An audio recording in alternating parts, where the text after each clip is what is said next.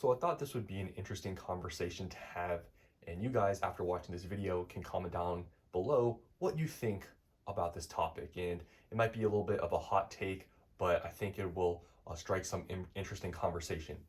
So I've realized in this space, there's a weird sort of, I don't know, controversy about Pokemon investing, specifically sealed product investing.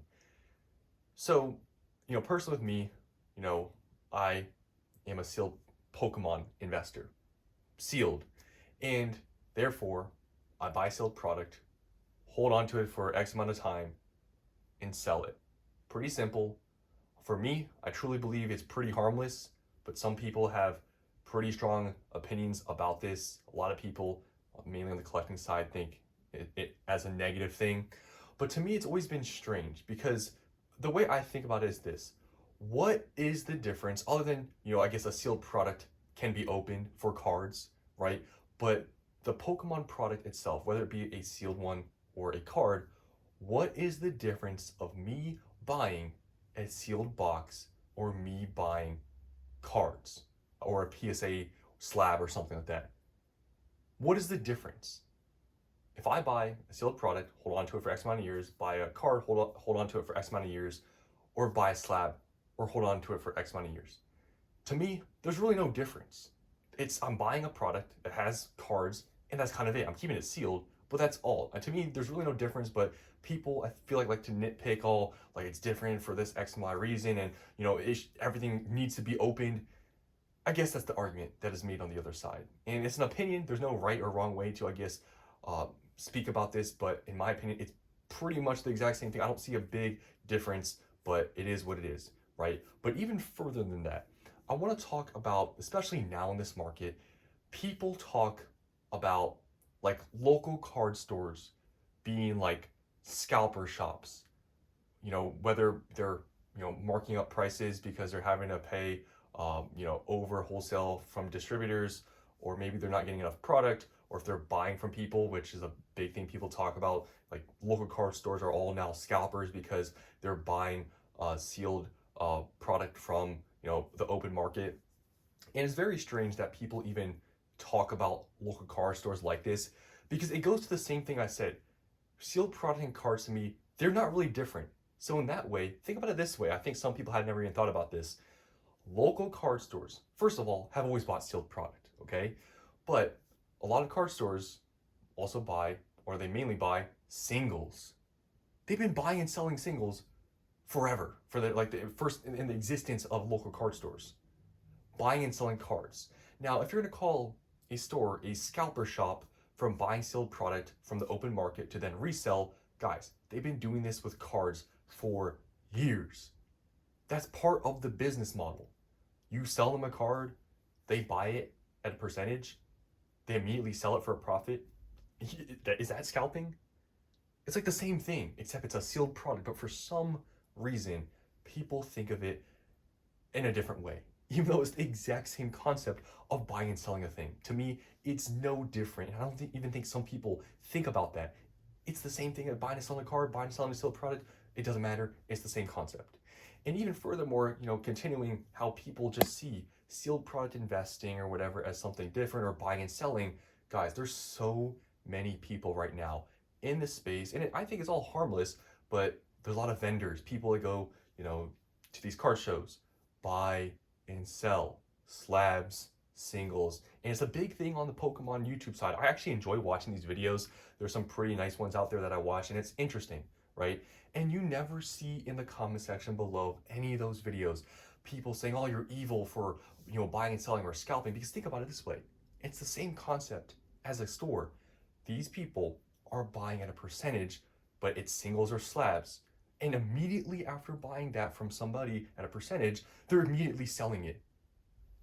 Is that scalping? Personally, I don't care what it is, but people that make it seem like the sealed product thing, buying and selling, is such a huge deal in these stores, card stores are doing, they're scalpers.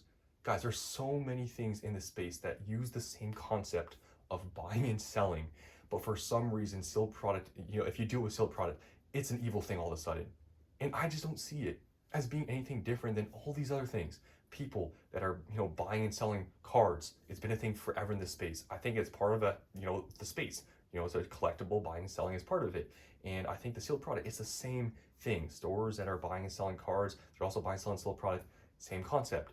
And even when you think about this further and you go outside of the Pokemon market and you think about, okay, I guess this Pokemon investing thing, is it really evil or not? Think about how many other cases there are of, real, you could say businesses, right, outside of Pokemon that literally rely on buying and selling stuff. Dealerships, car dealerships. I guess there's also scalpers too, or evil investors, whatever you want to call it. They will give you, let's say for a car, market value is worth 25,000. They might give you 18,000 for it. You give it to them immediately. Yeah, maybe they have to do some maintenance, some inspection on it, sure, whatever. But then they immediately sell it for $25,000. Is that scalping? But people don't see it that way, right? As a scalping or investing, whatever. Oh, it's just a legitimate business. We can say the same thing about real estate. And I honestly think for some of these things outside of Pokemon, it's actually worse because these are like necessities for people. Houses, right? There's people who invest into real estate. We all know about this, right? Investing in real estate is like a big thing, especially that's been popping up on social media for the past few years. People invest into real estate. Personally, I feel like investing in real estate is probably one of the more negative things because people need somewhere to, sleep and live. And people invest into real estate, but for some reason, some people see this as a more legitimate thing or not as evil as investing into a sealed product. Can't you guys see after this whole video, if you watch this entire thing so far, how this doesn't really make sense? How sealed Pokemon investing is seen to be this so negative and frowned upon thing to many people, mainly collectors. But when you especially, and not even going outside of Pokemon, I just wanted to give other, analogies. Seen in this space that there's so many, especially channels and card shows where buying and selling cards is a huge thing. But that's not evil. But buying and selling sealed product is evil. To me, is the craziest thing I'll never understand.